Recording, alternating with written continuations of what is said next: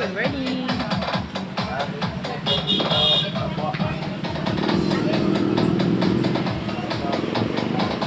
Mapaan ito guys.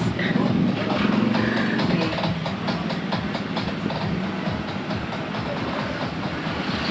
Yan ito mga customer, mga bigatin. Mga sabongero. Dapat looking good and presentable tayo guys, mag-entertain ng customers. Dapat itas-trikta, always smile. Isang pungot, always smile.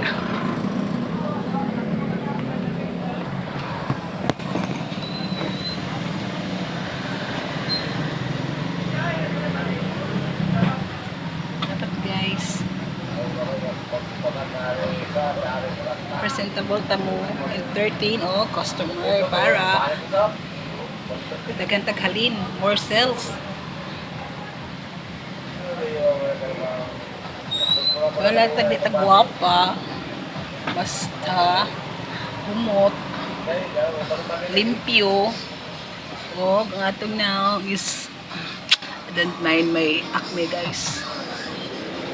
Basta may lang kamo sell stock guys. Mali pinaka-importante na mag-entertain kag customer. Way halong way halong atik-atik.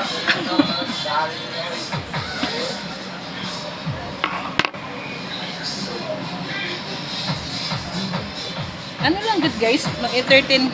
Simple lang good. Tip na ko yung isa. Tip din yun ako mag-entertain most customer guys is number 1. Greet ka sa customer with smile. Then, mo siyang istoryahon sa kinahanglan niya. Then, if wa siya ganahi nga item, mo siya mag-compare kag item nga same ra sa iyang product nga pangita.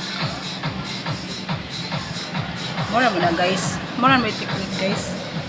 Nga with story telling gamay sa customer. Laging nung kunin lang ang naghang laki.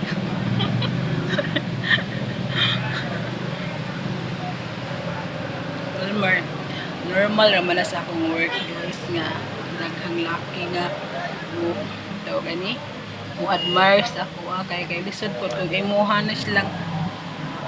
silang snaban kung ano mga customer nga lain mo nigbatasan ni bihan. Dapat entertain ka, bahala sa imong tanaw nga pungot ay lang ipakita nga napungot ka sa iya. Ha? Oh. Sige na, bye bye guys kay customer guys, bye bye.